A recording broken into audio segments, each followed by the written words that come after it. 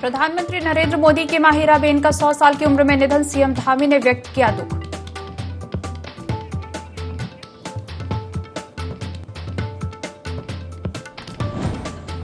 Cricketer Rishabh Pant का रुड़की में हुआ एक्सीडेंट, डिवाइडर से टकराई कार, देहरादून के मैक्स हॉस्पिटल में चल रहा उपचार।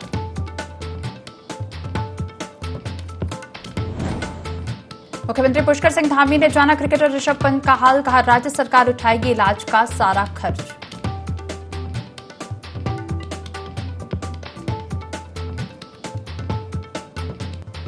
उत्तराखंड में पड़ रही कड़ाके की सर्दी, चमोली में 0 के नीचे पहुंचा पारा, नदी नाले हुए फ्रीज, लोगों को हो रही भारी परेशानी।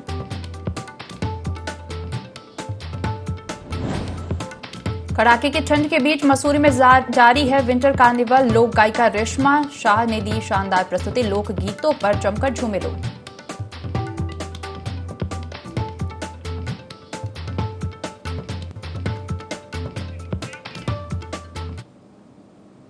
देवभूमि लाइव में आपका स्वागत है। मैं हूं आपके साथ दिव्या तिवारी। बुलेटिन की शुरुआत करेंगे देहरादून से आ रही खबर के साथ। क्रिकेटर ऋषभ पंत की गाड़ी दुर्घटनाग्रस्त, क्रिकेटर ऋषभ पंत घायल हो गए, अस्पताल में उन्हें भर्ती कराया गया है। देहरादून के मैक्स हॉस्पिटल में भर्ती कराया गया। हड्डी रोग विशेषज्ञ और प्लास्टिक सर्जन की निगरानी में ऋषभ पंत की हाल अभी ठीक है, ऐसा डॉक्टर का कहना है। घटना का सीसीटीवी फुटेज भी सामने आया है।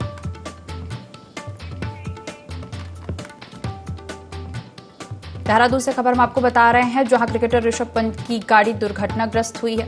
क्रिकेटर ऋषभ पंत घायल हैं, अस्पताल में उन्हें भर्ती कराया गया है। देहरादून के मैक्स हॉस्पिटल में उन्हें भर्ती कराया गया। हड्डी रोग विशेषज्ञ और प्लास्टिक सर्जन की निगरानी में ऋषभ पंत हैं फिलहाल, और डॉक्टरों का कहना है कि ऋषभ पंत की हालत अभी ठीक है। घटना का सीसीटीवी फुटेज भी सामने आया है।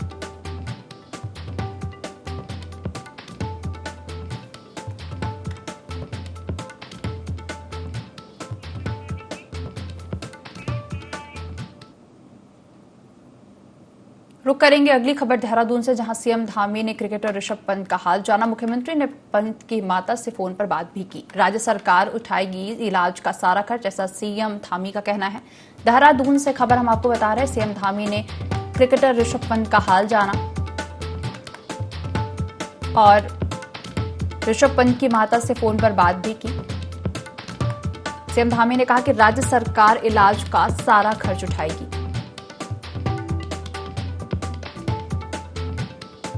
आपको बता दें, क्रिकेटर ऋषभ पंत की गाड़ी दुर्घटनाग्रस्त हुई थी और जिसमें ऋषभ पंत घायल हुए थे और उन्हें अस्पताल में भर्ती कराया गया था।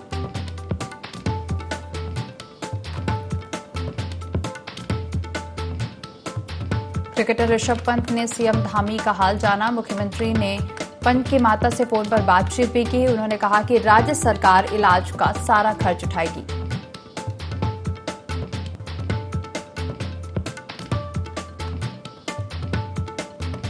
देहरादून से खबर, जहां आपको बता दें, सीएम धामी ने क्रिकेटर ऋषभ पंत का हाल जाना। मुख्यमंत्री ने पंत की माता से फोन पर बातचीत भी की और कहा कि राज्य सरकार इलाज का सारा खर्च उठाएगी।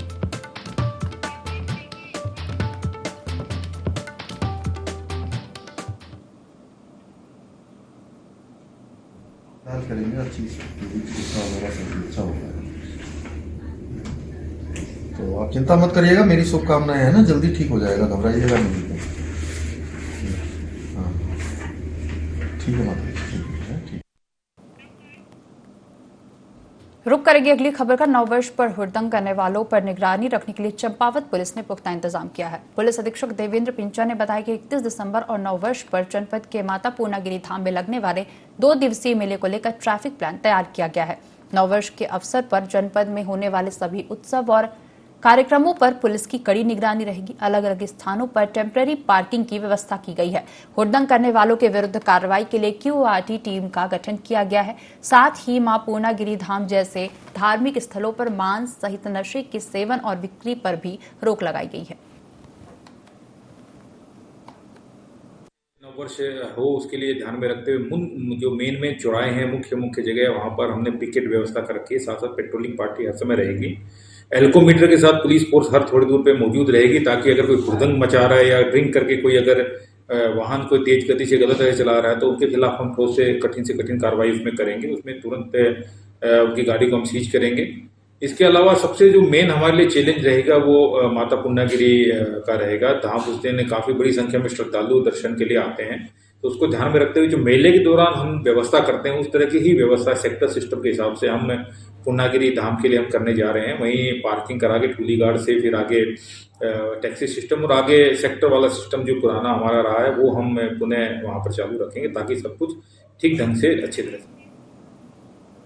हरिद्वार में नए साल पर शराब बिक्री को लेकर आबकारी विभाग ने सभी सरकारी शराब दुकानों को आवश्यक दिशा निर्देश दिए हैं। साथ ही नववर्ष पर शराब के दामों को भी घटाया गया है, जिसको लेकर दुकान के बाहर प्रचार और प्रसार के लिए बैनर लगाए जाने के निर्देश दिए गए हैं।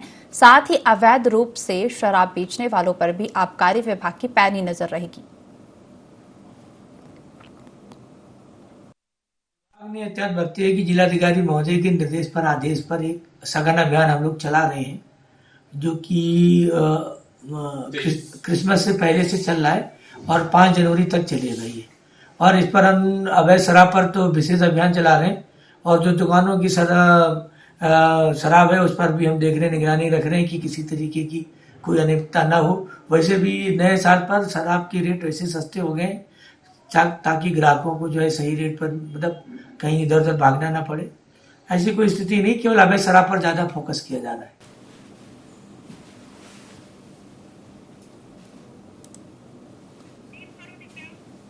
हरिद्वार में नए साल पर शराब बिक्री को लेकर आबकारी विभाग ने सभी सरकारी शराब दुकानों को आवश्यक दिशा निर्देश दिए हैं। साथ ही नववर्ष पर शराब के दामों को भी घटाया गया है, जिसको लेकर दुकान के बाहर प्रचार और प्रसार के लिए बैनर लगाए जाने के लिए निर्देश दिए गए हैं। साथ ही अवैध रूप से शराब बेचने वालों पर भी आबकारी विभाग की पैनी नजर रहेगी।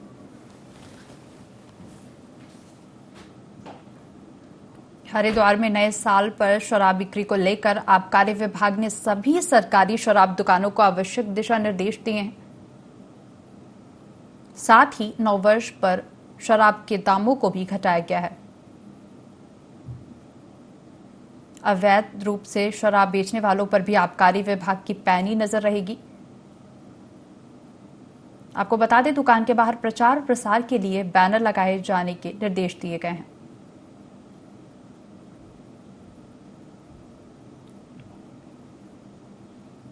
हरिद्वार में नए साल पर शराब बिक्री को लेकर आबकारी विभाग ने सभी सरकारी शराब दुकानों को आवश्यक दिशा निर्देश दिए।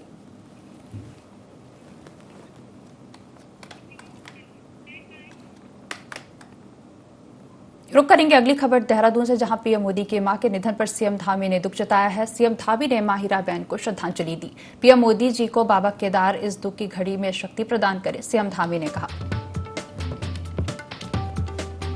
देहरादून से खबर हम आपको बता रहे हैं, जहां पीएम मोदी के मां के निधन पर सीएम धामी ने दुख जताया है। उन्होंने कहा कि पीएम मोदी जी की बाबा केदार इस दुख की घड़ी में शक्ति प्रदान करें। सीएम धामी ने मां हीराबेन को श्रद्धांजलि भी दी। देहरादून से खबर हम आपको बता रहे हैं, जहां पीएम मोदी की मां के निधन पर सीएम धामी ने दुख जताया। सीएम धामी ने मां हीराबेन को श्रद्धांजलि दी। व्यक्ति के जीवन में मां का जो साया है वो आसमान की छाया की तरह होता है, और जहां उनका मां का चला जाना आदरणीय प्रधानमंत्री जी के लिए तो बहुत दुखद है, उनके परिवार के लिए दुखद है, वहीं संपूर्ण भारतवासियों के लिए भी ये बहुत दुखद क्षण है, क्योंकि प्रधानमंत्री जी जैसा व्यक्तित्व उन्होंने भारत को देने का काम किया, अपनी कोख से जनने का काम किया। उन्हीं के संस्कारों से जो शिक्षा, जो सादगी, सरलता, जीवन में अनुशासन, ईमानदारी का जो पाठ है उन्होंने अपनी माँ से ही सीखा। जीवन में माँ के अभावों को देखा, उन संघर्षों को देखा, जिसके कारण से आज पूरे देश के अंदर प्रधानमंत्री मोदी जी ने प्रधानमंत्री बनने के बाद तमाम प्रकार की योजनाओं को देश की जनता को समर्पित किया। पूरे विश्व में भारत का मान सम्मान, स्वाभिमान, पहचान बढ़ाने का काम किया, और मैं कहूँ तो एक नया भारत बनाने का काम। एक कर्मयोगी जिसने संपूर्ण जीवन भारत माँ को समर्पित कर दिया, हीराबा ने जनने का काम किया, इसलिए उस माता को मैं सत सत नमन करता हूँ। उनको भगवान अपने श्री चरणों में स्थान दे और उनके सभी आत्मीजनों को, सभी उनके चाहने वालों को इस दुख की घड़ी में इस दुख को सहन करने की शक्ति प्रदान करे।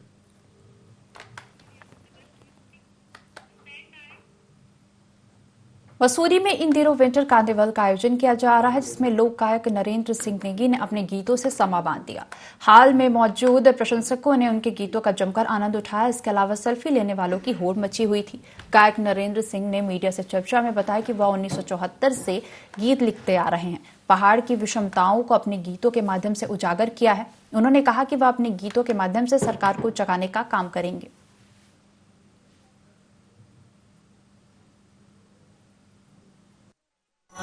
गीत हैं, कुछ लोकगीत हैं, कुछ लोक नृत्य हैं, तो इन सबको लेके आए हैं हम लोग। और मेरे साथ अनुराधा निराला है और अंजलि खरे है। तो इस तरह से एक ग्रुप है 26-27 कलाकारों का। तो हम लोग लोकगीत, लोक नृत्य, सोलो गीत, युगल गीत और कोरस के गीत लेके आए हैं। हाँ, वो मैं शुरू से सन 74 से गीत लिख रहा हूँ और 74 से लगातार आज तक कोशिश कर रहा हूँ कि लिखता रहूँ जब तक लिख। मुख्यमंत्री पुष्कर सिंह धामी ने केंद्र सरकार द्वारा मोटे अनाज के प्रोक्योरमेंट की अनुमति दिए जाने पर प्रधानमंत्री नरेंद्र मोदी एवं भारत सरकार का आभार व्यक्त किया है। मुख्यमंत्री ने कहा कि केंद्र सरकार द्वारा मोटे अनाज मंडुआ के 0.96 लाख मीट्रिक टन की प्रोक्योरमेंट की अनुमति मिलने से राज्य में मोटा अनाज उत्पादन करने वाले किसानों को बड़ा लाभ मिलेगा। बता दें कि मंडुआ अनाज पौष्टिकता से भरपूर होता है। उन्होंने कहा कि मोटा अनाज किसानों से खरीदकर मिड डे मील और सार्वजनिक वितरण प्रणाली के माध्यम से बच्चों और लोगों को उपलब्ध कराया जाएगा। इससे राज्य के किसानों की आय में बढ़ोतरी होगी, साथ ही स्कूलों के बच्चों और जरूरतमंदों को पौष्टिक आहार भी मिलेगा।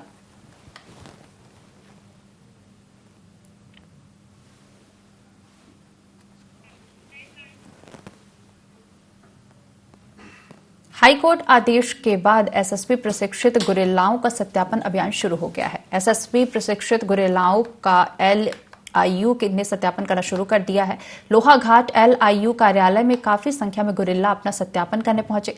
संगठन लंबे समय से नौकरी और पेंशन की मांग कर रहे थे। आंदोलन के दौरान वे जेल में भी बंद रहे। तो वहीं हरिद्वार से बड़ाहूती तक 610 किलोमीटर की लंबी पैदल यात्रा की।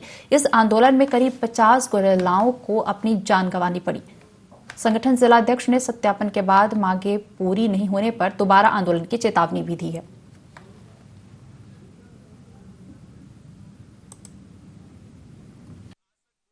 ऐसा संघर्ष किसी पार्टी ने नहीं किया होगा, किसी आंदोलनकारियों ने नहीं किया होगा। हम लोगों ने सेंट्रल जेल भी बंद हो गए, तिहाड़ जेल भी बंद हो गए, पैदल यात्रा भी की हरिद्वार से बाड़ाहोती तक। और उसके बाद सरकार लगातार हमको गुमराह कर रही है। हम सरकार से ये कहते हैं कि हमारे गुरिल्लाओं का सम्मान किया जाए और गुरिल्लाओं का हक दिया जाए। सरकार के इस सत्यापन से हम लोग बहुत खुश हैं, क्योंकि सत्यापन अगर इसमें हम लोगों को कुछ कार्रवाई कर देती है तो इससे हम लोग को अच्छी सफलता मिलेगी। हमने सन 65 में की थी, हमने किया वहाँ शिमला। हाँ, अच्छा हमें मिलना चाहिए, कुछ पेंशन मिले। चमोली की कोतवाली पुलिस ने नशे के खिलाफ कार्रवाई करते हुए 2 आरोपियों को गिरफ्तार किया है। पुलिस ने आरोपियों के कब्जे से 16 ग्राम अवैध स्मैक भी जब्त की है। पुलिस ने मुखबिर की सूचना पर कार्रवाई करते हुए गौचर बैरियर के पास से 2 आरोपियों को गिरफ्तार किया है। पुलिस पकड़े गए आरोपियों के खिलाफ मामला दर्ज कर कार्रवाई कर रही है।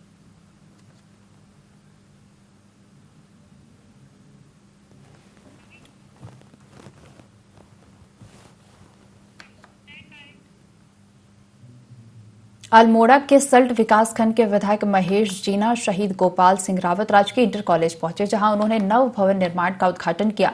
साथ ही शहीद गोपाल सिंह रावत की फोटो पर पुष्प अर्पित किए। इस दौरान उन्होंने निर्माण कार्यों का निरीक्षण भी किया। बता दें कि इंटर कॉलेज में 200 से अधिक बच्चे पढ़ते हैं। वहीं विद्यालय में 7 फिजिक्स, केमिस्ट्री, बायोलॉजी के लैब और कंप्यूटर स्टाफ रूम, ऑफिस का निर्माण किया जाएगा।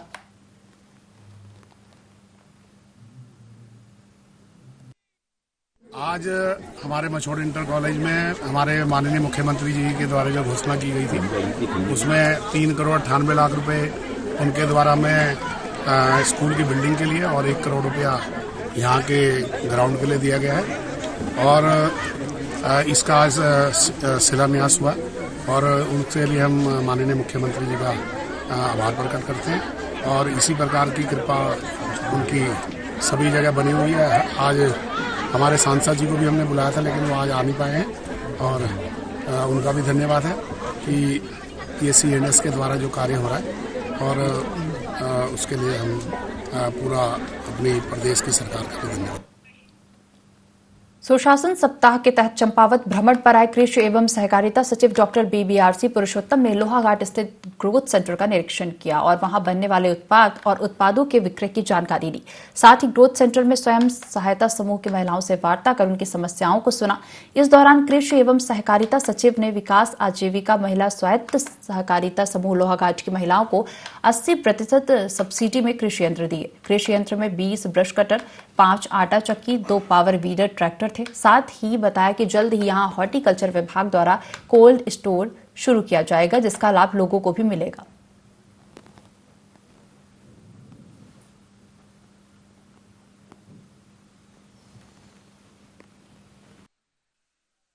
पर महिलाओं की समस्या काफ़ी उभर के आया है। मेन है यहाँ जंगली जानवर का समस्या है और काफ़ी लोग पशुपालन और बकरी पालन में काफ़ी लोग इच्छा भी रख रहे हैं। सो उसी के अनुसार हम पॉलिसी बनाएंगे और दूसरा आज हमने कृषि यंत्रों का यहाँ पर वितरण भी किया है रीप परियोजना के अंतर्गत। अभी ये जो बता रहे जो शिकायत है उसको हम देखेंगे कि किस कारण की वजह से उनको कम पैसा मिल रहा है करके। उम्मीद है कि जल्दी यहाँ पर राज्य सरकार द्वारा भी उसी के अनुसार एक स्कीम शुरू करें। चंपावत की बनबसा थाना पुलिस को बड़ी सफलता हाथ लगी है। पुलिस ने नेपाल से 4 किलो से ज्यादा चरस ला रही 2 महिला तस्करों को गिरफ्तार किया है। दरअसल नए साल को देखते हुए चंपावत पुलिस ने सीमांत क्षेत्रों में चौकसी बढ़ा दी है, जिसके चलते नेपाल से बनबसा बॉर्डर के रास्ते में बड़ी मात्रा में चरस ला रही 2 महिलाओं को पुलिस ने गिरफ्तार किया, जिनके कब्जे से 4 किलो 30 ग्राम चरस भी बरामद की गई। वहीं चंपावत पुलिस अधीक्षक देवेंद्र पिंचा ने बताया कि दोनों के खिलाफ NDPS की धाराओं में मामला दर्ज किया है। वहीं आगे की कार्रवाई जारी है।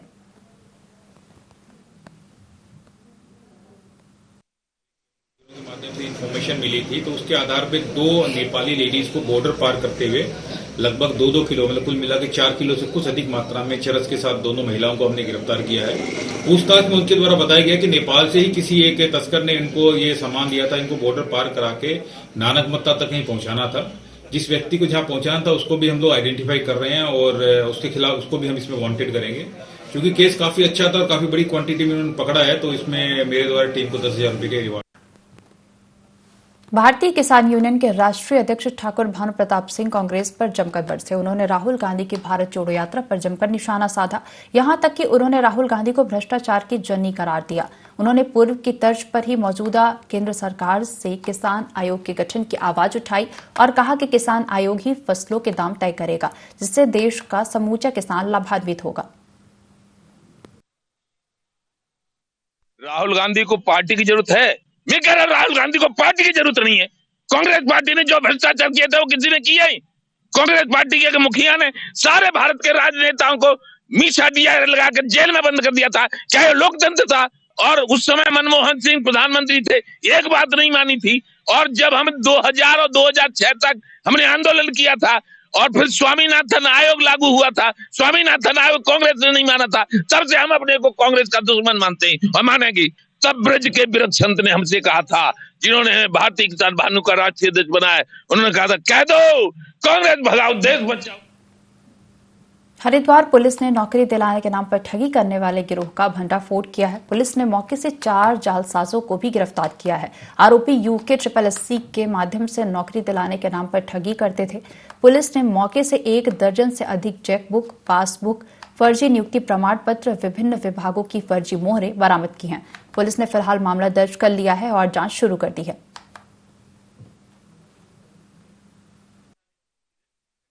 तो इसी की बेरोजगार युवकों को विभिन्न विभागों में जैसे स्वास्थ्य, चिकित्सा और शिक्षा विभाग के नाम पर लोक सेवा आयोग और यूपीएसएससी के बैनर तले जो परीक्षाएं होती हैं उसमें जो है कुछ 10% विभागीय कोटा होता है उसको कहकर, और उसमें डायरेक्ट नियुक्ति होगी इंटरव्यू के बाद, ऐसे कह के काफी सारे युवकों को युवतियों को ठगा जा रहा था। उसका विभिन्न होटलों में इंटरव्यू कराया जाता था जिसमें एक गैंग पूरा शामिल था। इस तरह से करीब 100 से ज्यादा छात्रों को अभी प्रारंभिक जांच से पता चला है कि उनसे 4 से 6 लाख 8 लाख रुपए लेकर फर्जी नियुक्ति पत्र दिए गए। इसमें 4 लोग की गिरफ्तारी हुई है, एक अभियुक्त अभी फरार है। नए साल के मौके पर भारत चीन सीमा पर स्थित भारत के नीति घाटी में अंतिम शिवालय टिम्मरसैंड महादेव में बाबा बर्फानी के दर्शन करने के लिए हजारों पर्यटक पहुंच रहे हैं। यहां पर भगवान भोलेनाथ इन दिनों बर्फ के आकार के रूप में नजर आ रहे हैं। सड़क मार्ग से 3 किलोमीटर चढ़ाई चढ़ने के बाद बाबा बर्फानी इन दिनों बर्फ के प्राकृतिक शिवलिंग के आकार में उभरे हैं। इस वर्ष मौसम साफ होने से घाटी में कड़ाके की ठंड होने से बाबा बर्फानी अपने बर्फ के आकार में दिखने लगे हैं।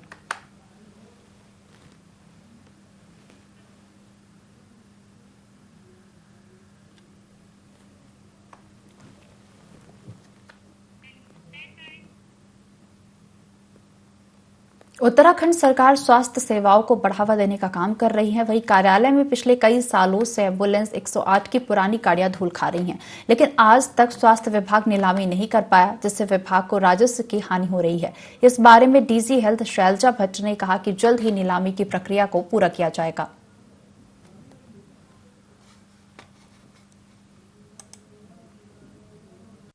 टेंडर किए थे, जो रेट गवर्नमेंट के प्रेस्क्राइब्ड हैं उस रेट पर हमारे पास कोई नहीं आया, और अभी दोबारा से हमने सभी सीएमओस को लिखा है कि जो भी एम्बुलेंसेस उनके यहाँ खड़ी हैं वो डीएम साहब से बात करते हुए उसको कंडम करेंगे। ऐसा ही यहाँ के लिए भी निर्देश दिए गए हैं, क्योंकि हमारे टेंडर फेल हुए हैं, हम दोबारा से उसमें जा रहे हैं। दोबारा से हमने ये भी प्रोसीजर किया था कि रेट कम करने के लिए भी हम अनुमति मांगे ताकि हमें लोग मिल जाए। उत्तराखंड पुलिस इन दिनों नशे के खिलाफ अभियान चला रही है। इसी कड़ी में पुलिस ने उत्तर प्रदेश से स्मैक का कारोबार उत्तराखंड में चलाने वाली महिला तस्करों को गिरफ्तार कर लिया। काशीपुर कोतवाली पुलिस ने बताया कि आरोपी महिला पर 15,000 का इनाम घोषित था और काफी समय से फरार चल रही थी। पुलिस ने आरोपी महिला को न्यायालय में पेश कर दिया है। के क्रम में और एसएसपी उधम सिंह नगर महोदय के आदेश पर ये इनामियों को पकड़ने का एक अभियान चल रहा है। इसी अभियान के तहत एक काशीपुर पुलिस को एक अच्छी सफलता हाथ लगी है, जिसमें इन्होंने एक 15,000 की इनामी महिला जिसका नाम रेशमा है और जो पिछले लगभग 6 वर्षों से मादक पदार्थों की तस्करी में लिप्त है, इस महिला को हमने अरेस्ट किया है।